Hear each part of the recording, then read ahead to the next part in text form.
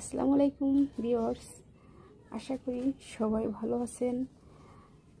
মাহে রমজানের পবিত্রতা সবার মাঝে বজায় থাকুক এই শুভকামনায় আজকে আমি একটা ভিডিও নিয়ে এসেছি। আজকে আমি শামুক পিঠা রেসিপি তৈরি করে দেখাবো, কিভাবে পারফেক্টভাবে শামুক পিঠা বানায়। অনেকে এটাকে চিরুনি পিঠাও বলে। তো চলুন আমরা শুরু করি।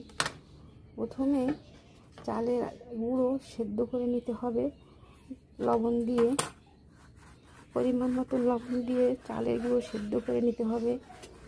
তারপর এরকম লম্বা করে ঘষে ঘষে কিছু লেচি কেটে নিতে হবে।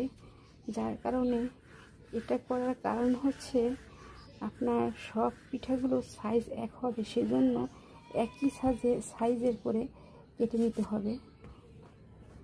আমি একই সাইজ করে কেটে নিচ্ছি।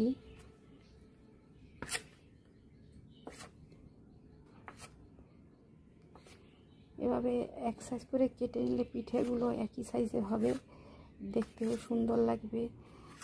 ভাজার সময় একসাথে সব পিঠা ভাজি হবে। আর যদি বড় ছোট হয় তাহলে কিন্তু আপনার ছোট পিঠাটা আগে ভাজা হয়ে যাবে বেশি এবং বড় পিঠাটা কাঁচা থেকে যাবে। সেজন্য একই সাইজের করে কেটে নিতে হবে এভাবে।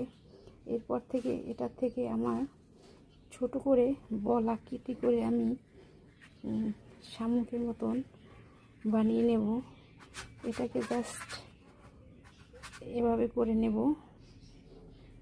এরকম করে আমি প্রতিটা দই এভাবে বানিয়ে নেব।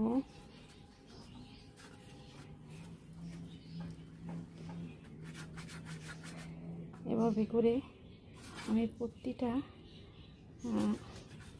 চালের ডোগুলি একই সাইজের একই শেপের করে বানিয়ে নেব।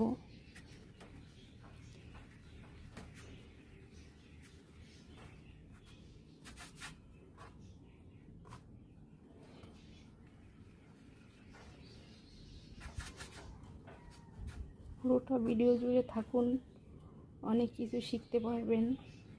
এখানে যে কোনো একটা জিনিস